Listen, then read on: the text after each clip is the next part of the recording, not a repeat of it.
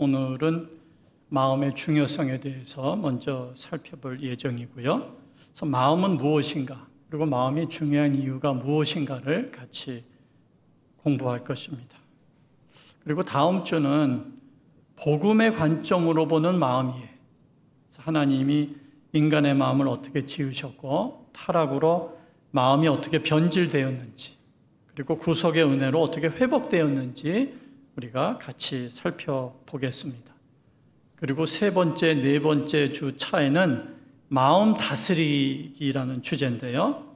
오늘 말씀에서 마음을 지키라고 했는데 이 지키라는 의미는 다스리라는 의미를 포함하고 있습니다. 그래서 내 정욕대로 마음이 흘러가지 않도록 방치하지 말고 마음을 잘 다스리는 것이 중요하다고 말씀합니다. 그래서 마음을 다스리기 위해서는 우리의 생각과 감정을 잘 이해를 해야 됩니다. 그래서 세 번째 주차에는 생각 다스리기, 그리고 네 번째 주차에는 감정 다스리기라는 주제로 같이 공부하도록 하겠습니다. 이 생각과 감정은 나라는 존재를 구성하는 두 가지 핵심 기능입니다. 그래서 생각과 감정이 우리를 건강하고 행복하게 만들기도 하고 또 동시에 병들고 불행하게 만들 수도 있습니다. 생각이 부정적이고 어두운 사람은 행복할 수가 없지요. 이러한 생각들에 빠지고 붙들려서 자신을 불행하게 하지 않도록 하는 지혜를 성경을 통해서 살펴보도록 할 예정입니다. 또 감정 굉장히 중요해요.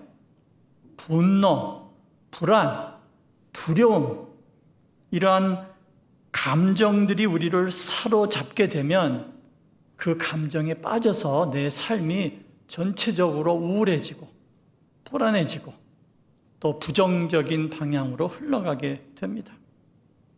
이러한 감정이 모두 나쁜 것은 아니지만 이러한 감정을 잘 조절하지 못하면 우리의 삶을 망치는 독이 될 수 있습니다.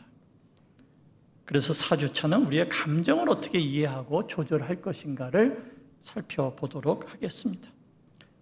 그리고 마지막 주는 예수님 마음 담기인데요. 이 신앙생활의 궁극적인 목표는 예수님 마음을 담는 것입니다. 특별히 예수님 마음 가운데서도 겸손한 마음 담기.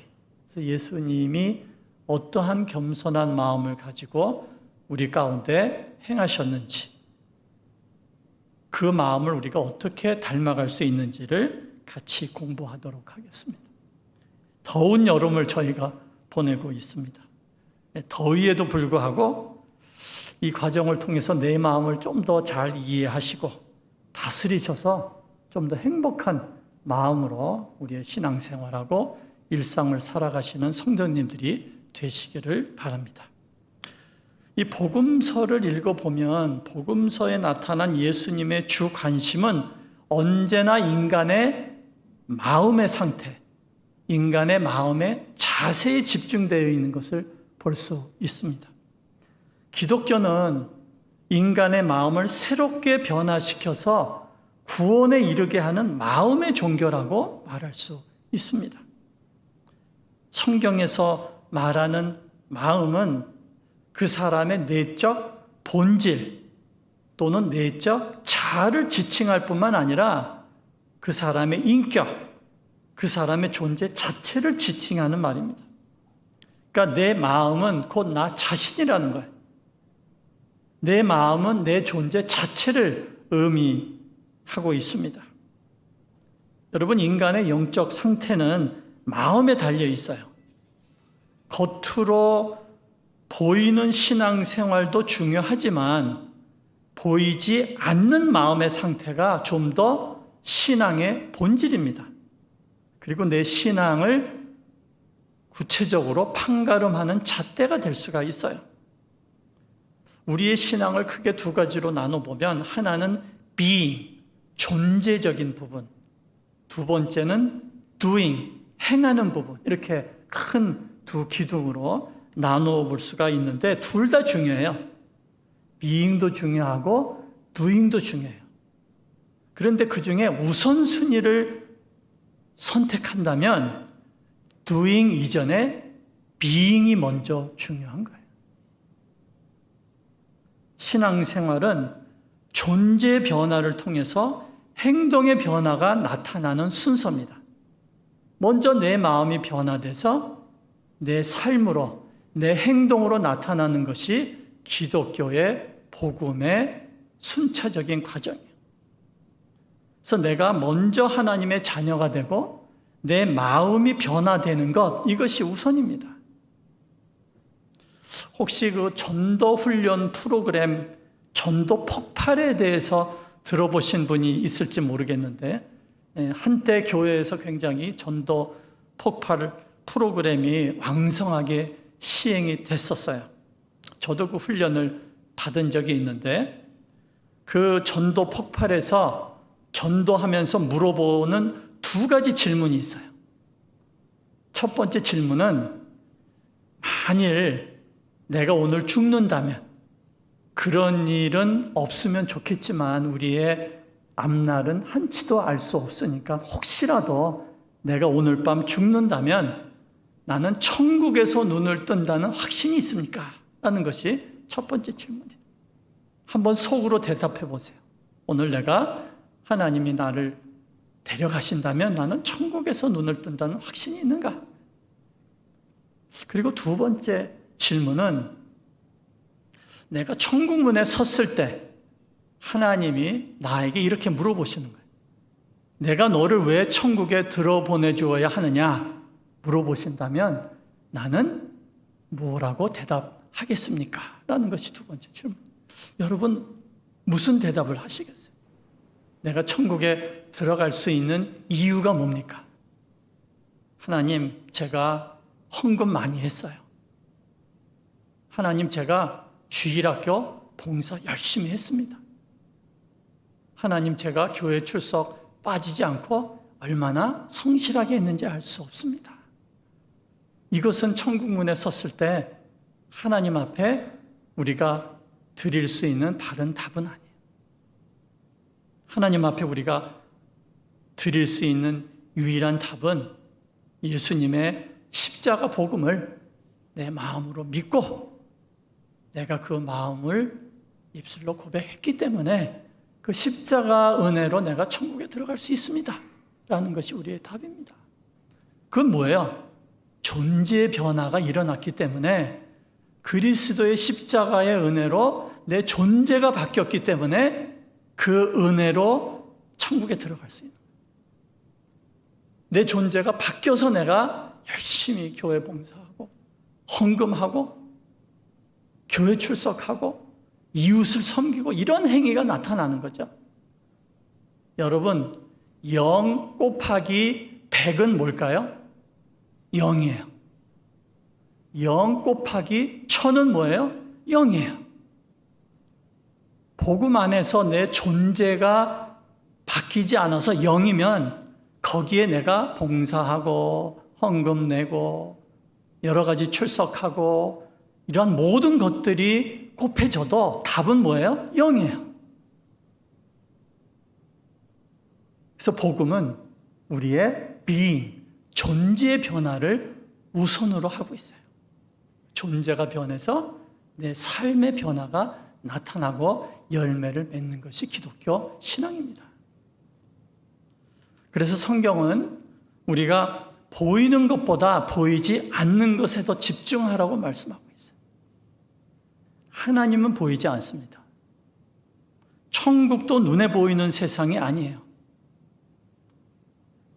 성경에서도 사람들은 외모를 보지만 하나님은 마음의 중심을 본다고 하셨어요.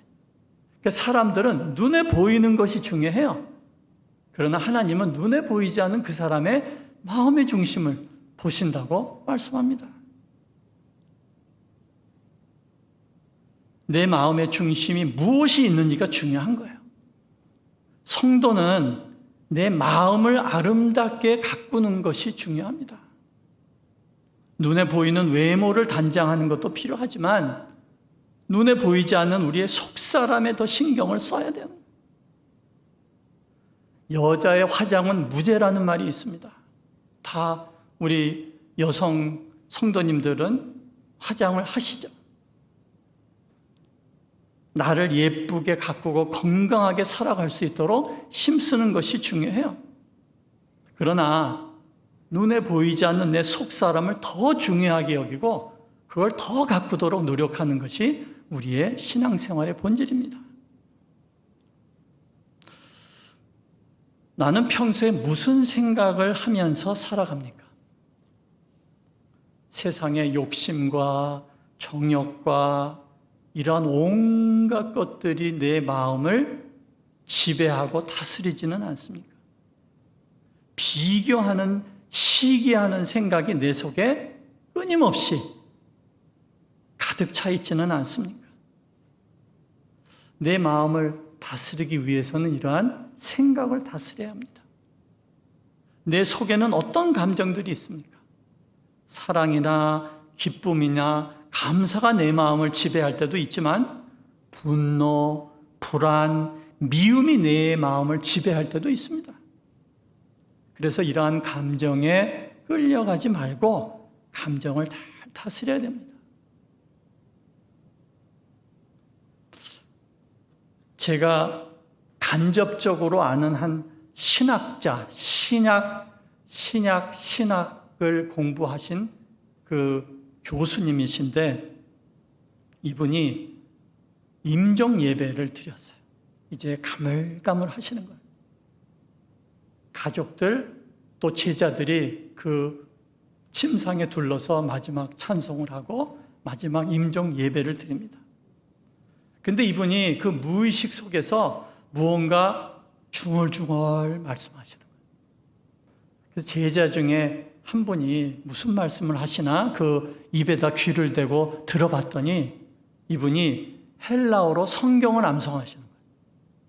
이분이 신학을 공부하신 분이니까 아마 평소에 이분이 신약 성경을 헬라어로 암송을 하셨던 것 같아요. 그 무의식 속에서 평소에 이분이 마음속에 가지고 있었던 그 마음의 습관이 그 무의식 속에 자기도 모르게 터져나옵니다. 그래서 그 제자가 큰 은혜를 받고 온 가족들이 큰 은혜 속에 마지막 임종 예배를 드렸다는 말을 들었습니다. 저도 한번 생각해 봤어요. 저는 마지막 죽기 전에 이제 무의식, 의식이 가물가물할 때 과연 나는 무슨 말을 할까? 혹시 내 입에서 돈 하는 말이 나오지는 않을까? 우리는 평소에 보이는 것에 집중하니까 다른 사람들이 나를 어떻게 볼까가 굉장히 예민해요. 그래서 내가 다른 사람에게 잘 보이는 말들을 많이 합니다. 그리고 또 다른 사람에게 좋게 보이는 행동들도 많이 해요. 그러나 성경에 보면 우리가 마지막 날에 모든 것들이 다 드러난다고 했는데 지금까지 내가 의식적으로 감추었던 내 속마음이 드러난다면 그 속마음이 과연 예쁠까? 아니면 추할까? 이런 고민도 우리가 한번 해볼 필요가 있다는 거죠.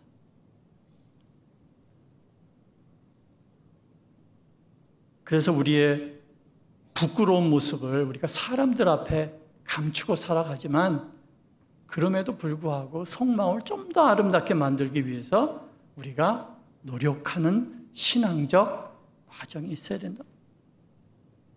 오늘 예배 오시기 전에 나름대로 세수도 하고 옷도 깨끗한 것으로 골라서 아마 입고 오셨을 거예요. 일어나서 세수도 하지 않고 잠옷바람으로 오신 분은 없을 겁니다. 그러나 많은 경우에 어떤 분들은 그 마음은 세수도 하지 않았어. 그 마음은 그냥 잠옷 차림으로 다른 사람들이 보지 않는다고 해서 엉망인 모습으로 우리가 예배에 나오고 우리가 이러한 공동체에 나올 때가 있습니다. 정작 우리의 마음은 준비하고 오지 않을 때도 많습니다. 아까도 말씀드린 것처럼 우리가 살아가는 세상의 특징은 보이는 것이 전부라고 믿고 살아가는 거예요. 그러기에 보이는 것에만 관심을 둡니다. 그 세상의 관심은 뭐예요? 외모, 돈, 학력, 지위 이런 것들이 관심의 중심이에요. 나의 행복은 이러한 보이는 것에 의해서 결정됐다고 믿고 살아가는 것이 이 세상의 가치관입니다. 그러나 정작 중요한 것은 보이지 않는 것이라는 것을 망각하고 살아가는 거죠. 이런 말이 있죠. 돈으로 집을 살 수는 있어도 가정은 살 수 없다. 돈으로 침대는 살 수 있어도 잠은 살 수 없다. 돈으로 직위는 살 수 있어도 존경은 살 수 없다.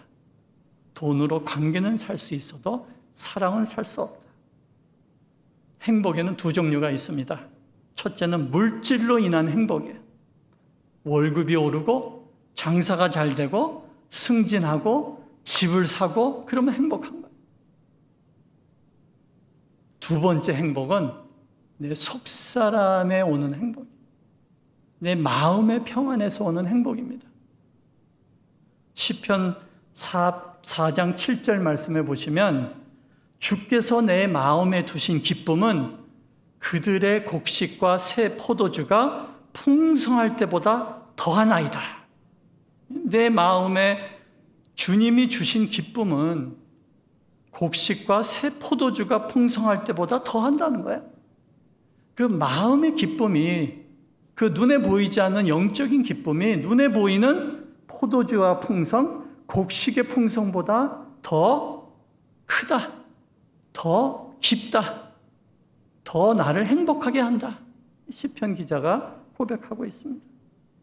물질에서 오는 기쁨보다 주님이 주시는 그 내 마음의 기쁨이 크고 진정한 행복이 된다는 거죠. 그래서 우리는 자주 내 마음을 점검해 보아야 돼요. 우리가 온 몸무새를 점검하듯이 내 얼굴을 거울을 보면서 점검하듯이 눈에 보이지 않는 내 마음을 자꾸 점검을 해야 됩니다. 여러분은 자신을 잘 안다고 생각하십니까? 거울을 보면 내 외모는 잘 볼 수 있고 잘 알 수 있어요. 거울을 통해 보는 나의 외모에 만족할 수도 있고 만족하지 않을 수도 있습니다. 사람마다 차이는 있지만 자신의 외모에 신경 쓰지 않는 사람은 없습니다. 좀 전에 말씀드린 것처럼 여성들은 많은 돈을 들여서 좋은 화장품을 사서 씁니다. 외출을 하려면 먼저 화장을 해요. 어떤 분은 화장이 아니라 변장 수준이라고까지 이야기할 정도로 짙게 하시는 분도 있습니다. 더 예뻐 보이려고 하는 거예요. 요즘은 여성뿐만 아니라 남성 화장품도 많이 팔리는 시대입니다.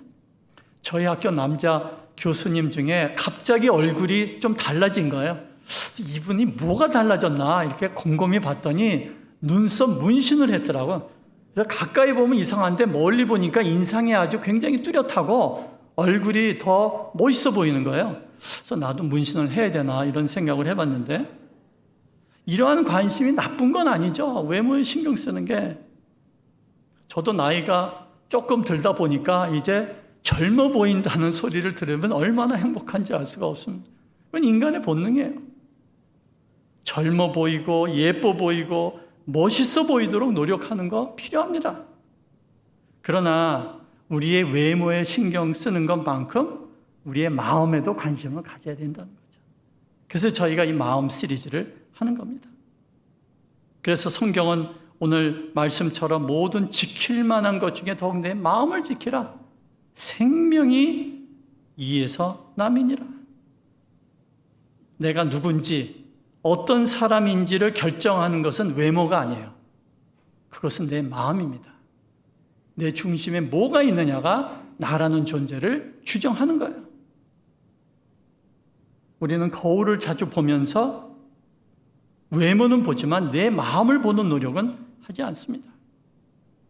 실제 내가 어떤 사람인지 잘 알지 못하고 살아가는 거예요. 내 속에는 무슨 일이 일어났는지, 어떠한 여러 가지 현상들이 나를 몰고 가는지 전혀 인식하지 못하고 그냥 흘러가는 대로 살 때가 많습니다.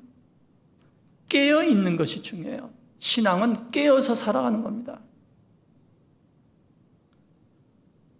제가 읽은 책 가운데 아무도 보는 이 없을 때 나는 누구인가라는 제목의 책이 있어요. 아무도 보는 이 없을 때 나는 누구인가. 여러분, 다른 사람이 있을 때 내 모습은 진짜 내 모습이 아니에요. 진짜 내 모습은 언제 나타날까요? 아무도 보는 사람 없을 때. 그때 나의 진정한 모습이 드러나는 겁니다.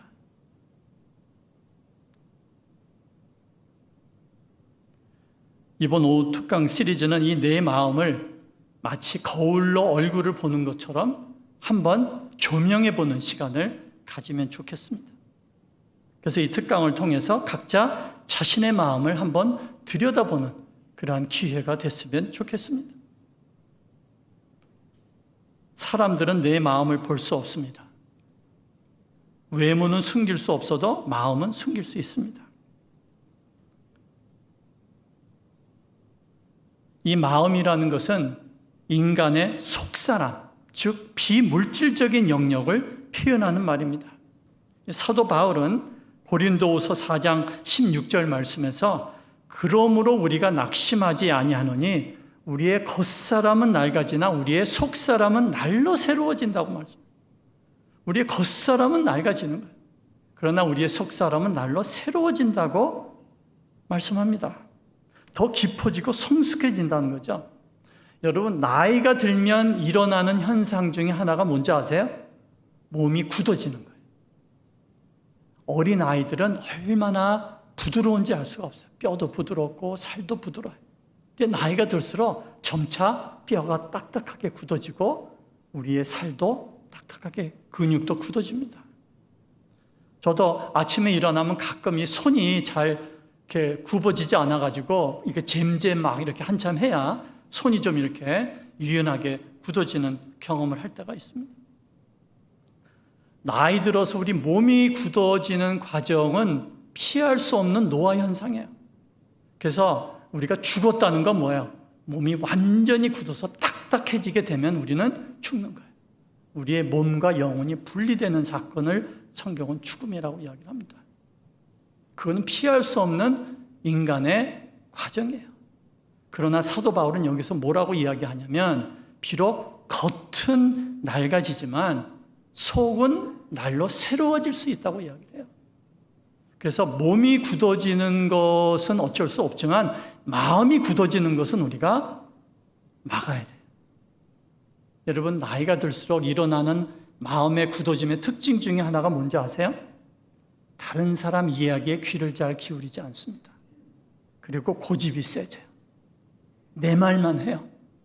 그러니까 누구랑 대화를 하면 다른 사람이 함께 대화하기가 어려워지는 거예요. 그러면 자꾸 사람들이 떠나게 돼요. 그 현상이 왜 일어납니까? 마음이 굳어지기 때문에 그런 거예요.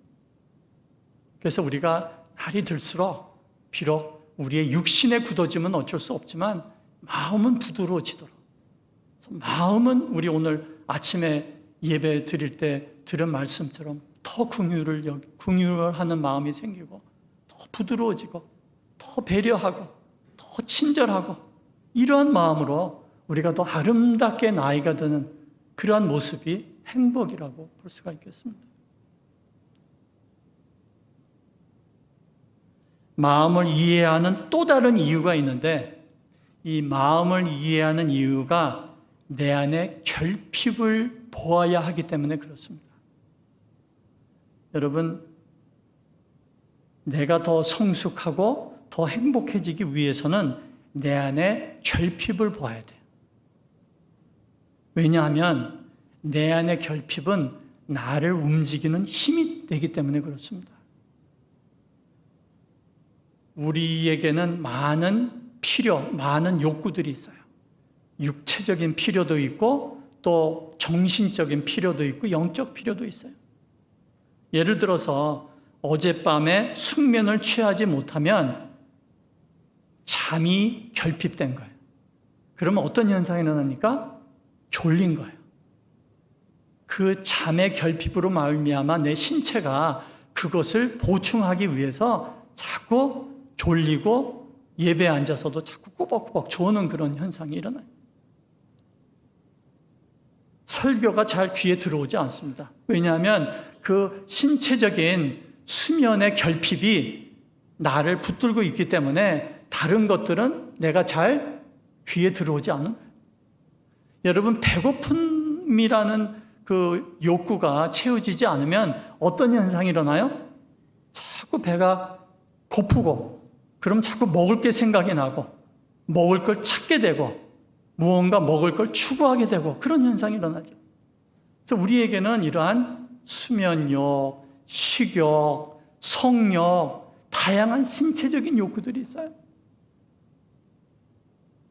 어떤 분들은 배가 고프면 짜증을 잘 내시는 분들, 특별히 남자분들은 배고프면 막 짜증이 나는 거예요.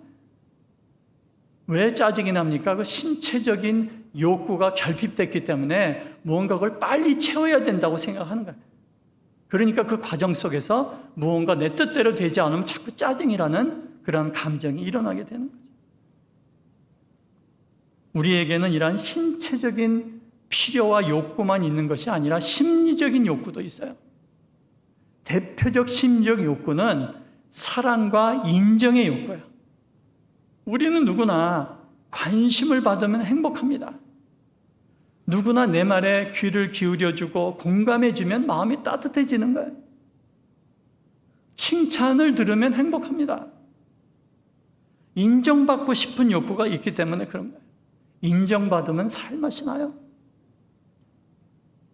그래서 교회는 서로 칭찬해주고 인정해주는 것이 되어야 됩니다. 영적인 필요뿐만 아니라 이러한 정서적인 필요도 공급받는 것이 되어야 됩니다. 그래서 이러한 신체적인 욕구와 또 이러한 정서적인, 정신적인 욕구는 하나님이 우리에게 주신 선물이에요. 우리가 그런 욕구가 있기 때문에 먹고 또는 마시고 또 우리가 사회활동하고 서로 사랑하고 사랑받고 우리가 이렇게 사는 거죠. 그래서 욕구가 우리가 건강하게 살기 위해서 중요한 필요입니다. 욕구가 잘 채워지면 우리는 행복감을 느끼게 돼 있어요. 그런데 문제는 이러한 욕구는 건강하게 채워야 돼요. 이러한 욕구를 잘 채워야 됩니다. 사람들이 돈을 많이 벌려고 하는 이유가 뭔지 아세요? 돈이 많으면 내 욕구를 다 채울 수 있다고 생각하기 때문에. 돈이 있으면 마음대로 먹고 마음대로 마시고 좋은 옷 입고 돈이 있으면 사람들이 나를 사랑해주고 인정해준다고 생각을 하니까 키를 쓰고 돈을 벌려고 하는 거예요. 돈만 있으면 모든 문제가 해결되고 행복해진다는 착각을 가지기 때문에 다른 어떤 것보다도 돈에 집착하고 돈을 움켜쥐는 사람들의 심리가 있는 거예요. 돈이 필요하고 있으면 좋지만 돈이 모든 문제를 해결해 주지는 않습니다. 저는 여자분들이 들고 다니는 명품 백이 왜 고가인지 굉장히 궁금했어요. 저도 최근에 명품 백 하나가 1,000만 원 이상 한다라는 이야기를 듣고 깜짝 놀랐어요. 그 가죽으로 이렇게 씌워서 만든 그 조그만 가방이 1,000만 원 이상이 간다는 거예요. 원가는 얼마나 되겠습니까? 그게. 그런데 많은 여자분들이 그 1,000만 원 이상의 돈을 주고 명품백을 산다는 거예요. 왜 명품백을 1,000만 원 이상의 돈을 주고 살까요?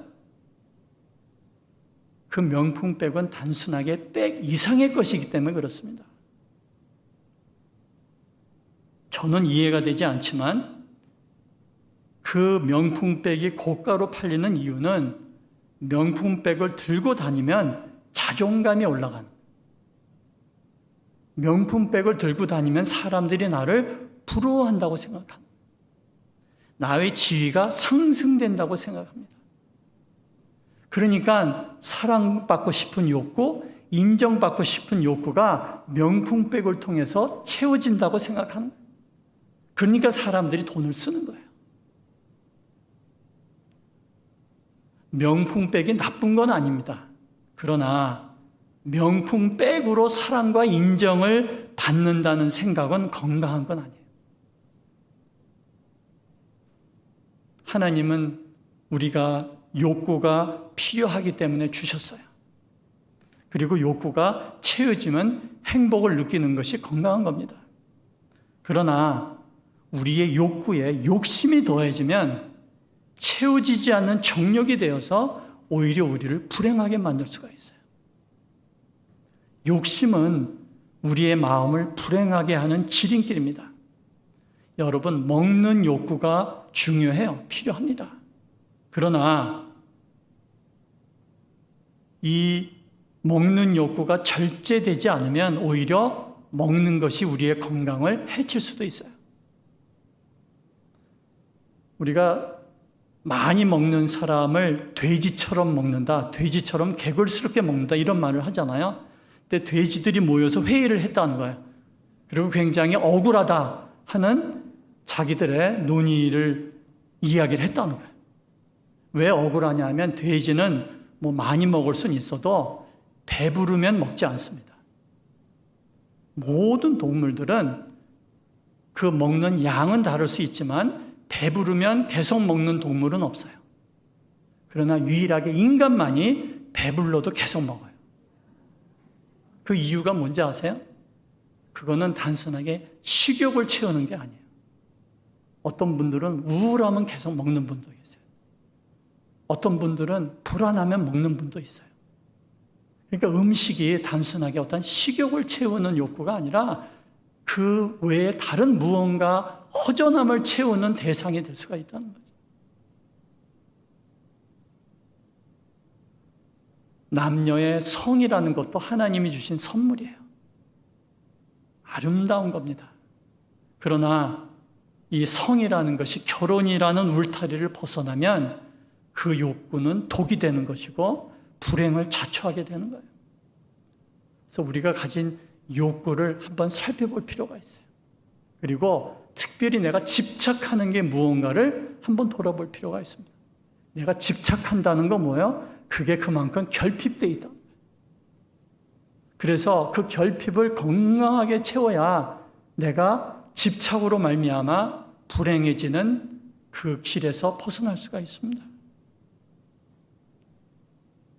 인정받고 싶은 마음은 누구에게나 있어요. 인정받으면 행복해집니다. 그러나 다른 사람의 인정에 집착하면 불행해집니다. SNS에 순기능들이 많이 있어요. 젊은 세대 요즘 SNS 몰두합니다. 나쁜 게 아니에요. 사진도 올리고 자기 일상도 올리고 뭐 많은 경우에 맛있는 음식 먹으면 사진 찍어서 올리고 좋은 데 여행 가면 사진 찍어서 올리고 그리고 나쁘다고 볼 수는 없는데 그런 분들 가운데는 그런 걸 통해서 내가 인정받고 싶은 욕구를 대체하려는 분들도 있어요. 내가 이만큼 행복해. 나는 이렇게 잘 살고 있어. 이것을 누군가가 인정해줘야 나는 행복하다고 착각을 하는 거죠. 그래서 끊임없이 그것을 알리려고 하고 끊임없이 좋아요, 그 버튼 누르는 것에 집착하는 거예요. 인정 욕구에 붙들리게 되면 사람을 두려워하게 될 수가 있어요. 사람의 눈치를 많이 보게 됩니다. 그리고 인정 욕구 속에는 자꾸 비교의식이 있어요. 내가 좀 더 저 사람보다 잘난 것 같아야 되고 저 사람보다 좀 높이 올라가야 될 것 같고 그러면은 내가 좀 더 인정받을 것 같은 착각을 하는 거예요. 그럼 자꾸 비교의식에서 헤어나지 못합니다. 그러면 행복하지 않아요. 이규태 씨라는 분이 오래전에 한국인이라는 시리즈를 쓰고 그걸 책으로 내기도 했는데 그분이 그 책에서 뭐라고 이야기하냐면 한국 사람들은 끝없는 사다리를 올라가는 사람들이야. 사다리가 여러 개가 있어.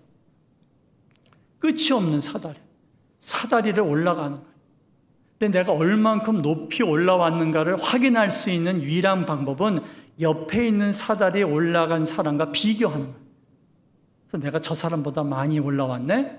또는 저 사람은 나보다 더 높이 올라갔네? 끊임없이 비교 속에서 자기라는 존재를 확인하려는 성향이 우리 가운데는 많다 하는 그런 책을 써도 저도 어느 정도 공감을 했습니다.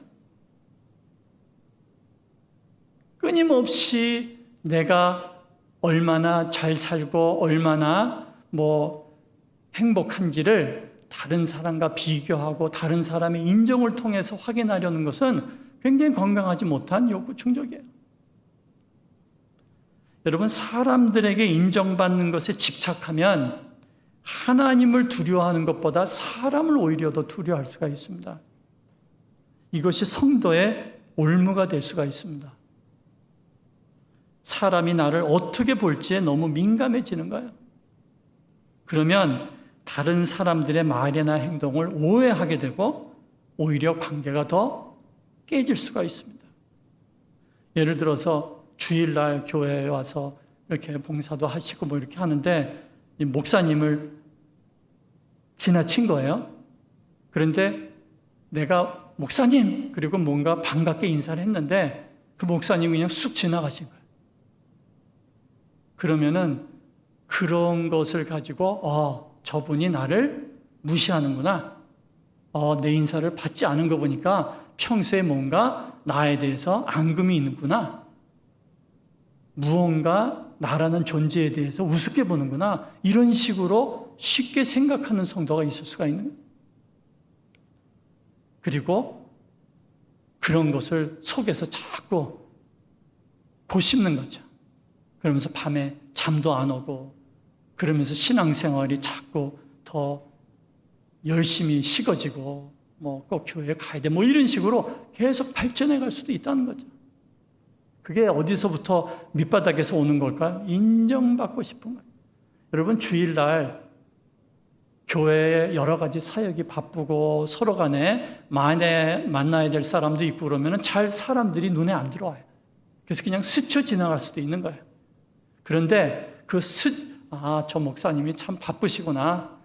저 목사님이 여러 가지 일이 바빠서 정신이 없으시구나. 내가 인사하는 것도 못 보고 지나가시네. 이렇게 생각할 수도 있지만 또 반대로 나를 무시했다. 나를 인정해 주지 않는다. 이렇게 생각할 수도 있다는 거예요.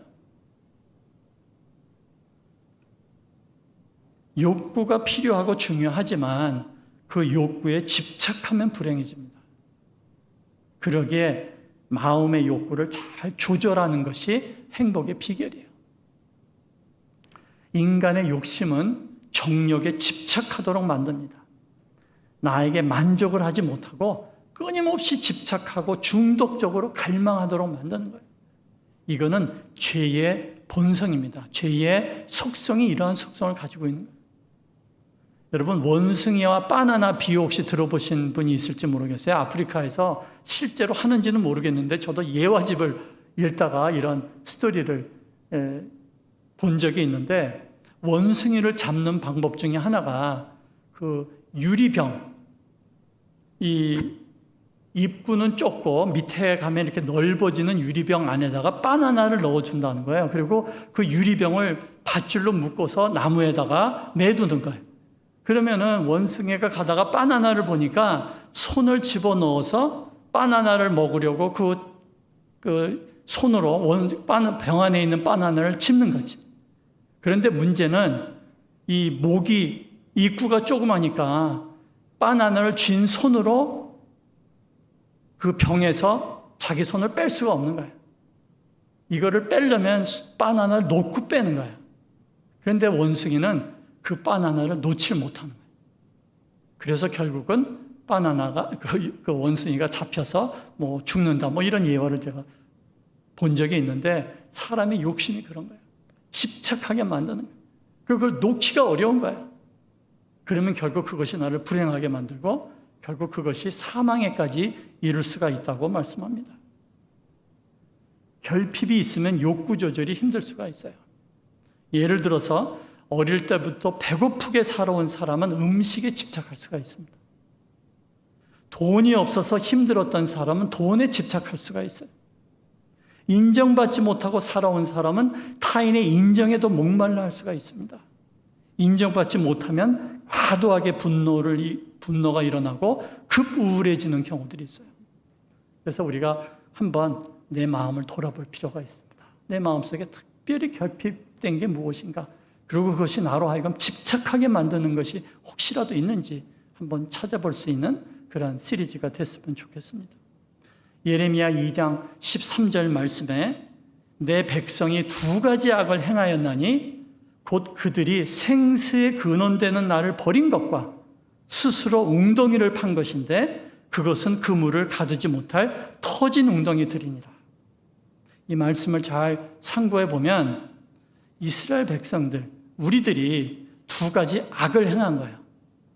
첫 번째 악은 뭐냐? 생수에 근원되는 하나님을 버린 것 첫 번째 악이에요. 하나님을 떠난 것이 첫 번째 악입니다. 두 번째 악은 뭐냐? 스스로 웅덩이를 판 거예요. 생수를 떠났으니까 이제 내 목마름을 채우기 위해서 스스로 웅덩이를 팠어요. 근데 그 웅덩이는 어떤 웅덩이입니까? 물을 가두지 못할 터진 웅덩이라. 그게 두 번째 악이라는 거죠.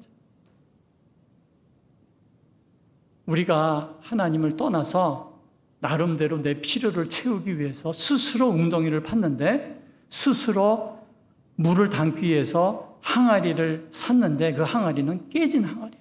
물을 부어도 채워지지 않고 계속 흘러가는 깨진 항아리예요. 하나님을 떠나서 내 욕구를 채우려고 하는 것이 이와 같아요. 끊임없이 원하지만 끊임없이 채워지지 않은 목마름이 우리에게 계속 이어지는 것이 바로 하나님을 떠나서 내 욕구를 채우려는 인간의 노력입니다. 나의 결핍을 인간이 채울 수 없습니다. 나의 결핍은 하나님이 채우실 수 있는 거예요. 궁극적으로 내 깨진 웅덩이를 내려놓고 생수의 근원 되신 하나님께 돌아가는 것, 이것이 바로 온전히 내 필요와 결핍을 채울 수 있는 길입니다. 하나님이 채우심을 거부한 욕구들은 목마름이 되어서 더 가중되고 더 집착하게 되는 거예요. 여러분, 목마를 때 소금물을 마시면 갈증이 더 심해지죠. 이와 같아요. 우리의 욕구들도 하나님께 가지고 가고 하나님 안에서 체험을 받도록 우리의 신앙적인 그 체험의 과정이 있어야 됩니다. 나는 어떠한 욕구에 집착하는지 한번 돌아보시기 바랍니다. 나는 물질적인 욕구에도 예민하지 않은지, 나는 사람의 인정에 더 집착하고 있지는 않는지, 나의 마음을 하나님께 가지고 나와서 올려드리는 시간이 되시기를 바랍니다. 그리고 주님 안에서 참된 만족과 평안을 누리는 성도님들이 되시기를 주의 이름으로 축원합니다.